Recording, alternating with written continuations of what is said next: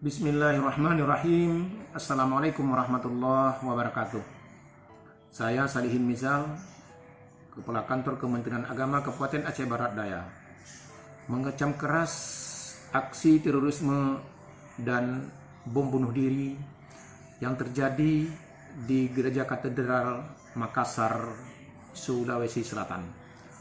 Untuk itu, kami mohon kepada kaum muslimin dan masyarakat Kabupaten Aceh Barat Daya untuk menjaga kesatuan dan persatuan serta tidak terprovokasi atas tindakan anarkisme, terorisme, dan radikalisme.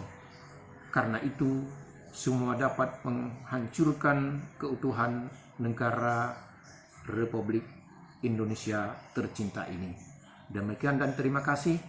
Wassalamualaikum warahmatullahi wabarakatuh.